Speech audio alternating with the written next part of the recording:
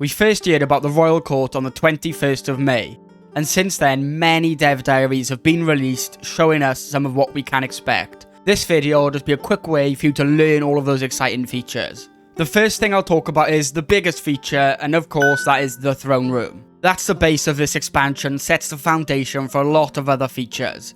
Just a quick note though, you will need to be a king or emperor, but if you do drop down to say a duke, you will lose access to your court.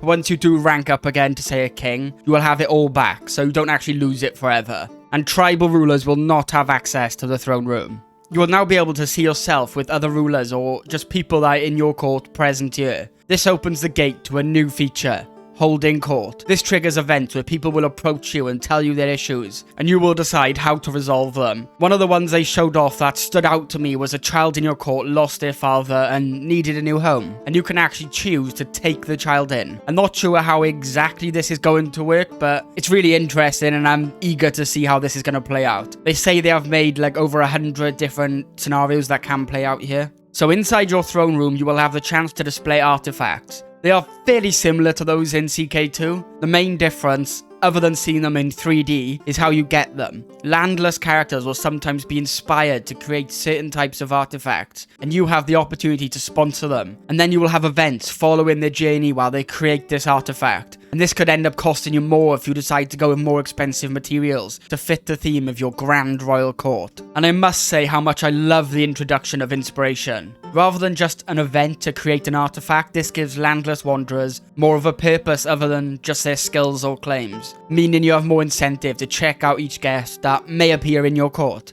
And this isn't the only way to get new artifacts. You warmongers out there can also steal them from other rulers now, and this is super useful if you want a diverse collection, as some materials that make the artifacts are only found in specific locations. The last major change to artifacts I'd like to mention is how they have decided to balance them. Unlike CK2, you can have all of these artifacts locked away, giving you an insane stackable bonus. Instead, you will only get the active modifiers from artifacts you currently have equipped. Now there are two different sections. First will be the ones your character wears, such as weapons, armors, crowns and so on. And the next section is ones you can equip in your court, such as your throne, or things you might hang on the wall. And I do appreciate this feature as it makes the most sense and it stops OP artifact hoarding. Next up is a new modifier, Grandeur. That will be extremely important feature for you to manage, as increasing this will unlock new features such as holding court or new council jobs, and it will increase your chance to attract inspired characters to your court. And some levels have the chance to give people in your court traits, and the more grand the court, the better the trait could be. Now, this will be really useful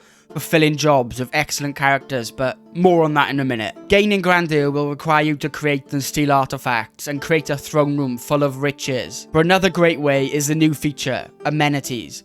There's 4 different types. You have lodgings, food, clothing and servants, and each type has 4 levels for you to increase. And the more you increase them, the higher your Grandeur will be. They mention in the dev diary that investing in food can increase disease resistance, but too much of a high level can cause characters to gain too much weight. And if you're short on gold, a lot of these will be impossible for you. So holding court and helping those in your land is another way to increase this value. This is a feature to manage and will make peacetime a lot more fun, I think, allowing you to further manage your kingdoms. And as we did just mention, court roles.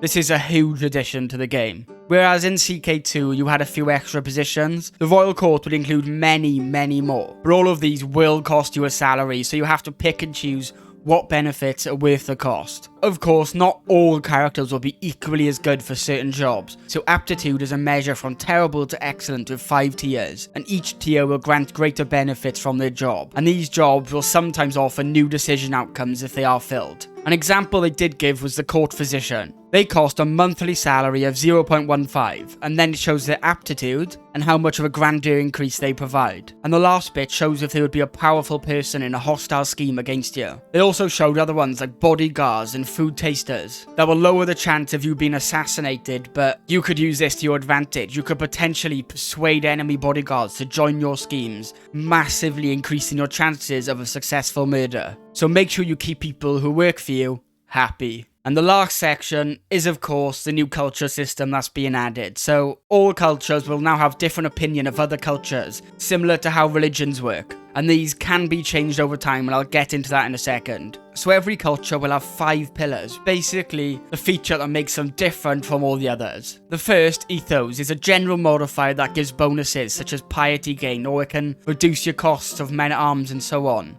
The next one is heritage, and this will basically be the culture groups that you currently see in the game. Language is pretty self-explanatory on what you would expect. Some countries will share languages, and very few will have their own unique languages, but you can still talk to other characters if you don't have the same language.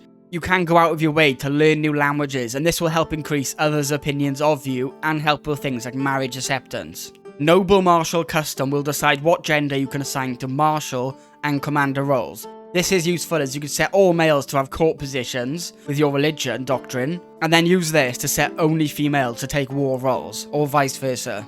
The last pillar is aesthetics, and this decides how your courtiers will dress and what armor types your units will wear while on the map. And this also affects how the coat of arms will look and so on. With that little bit out of the way, there are also traditions that get set for each culture, and they can be assigned by the culture head. They will add modifiers to entire cultures, and it will cost gold to put in place. And the cost will vary from many factors, such as if the culture head meets certain requirements. The bit that I'm personally most excited for though is the ability to merge and create hybrid cultures, or simply diverge an off-branch of an existing culture. To be able to create hybrids, both cultures must be inside the same realm and have a good amount of acceptance between them. And this can be achieved by just letting them live side by side for some time. And this does allow multiple cultures to exist in one realm happily. When creating a new hybrid culture, you have the chance to select between the 5 pillars we previously talked about, and you can select between the 2 of what ones you want. And the best part about this is the AI will use it, so the culture map will look vastly different in a few hundred years. It did share some screenshots of the AI forming like Anglo-Gaelic and more Anglo hybrids in Britannia, so I'm really excited to see that feature. Overall, I'm incredibly excited for the Royal Court.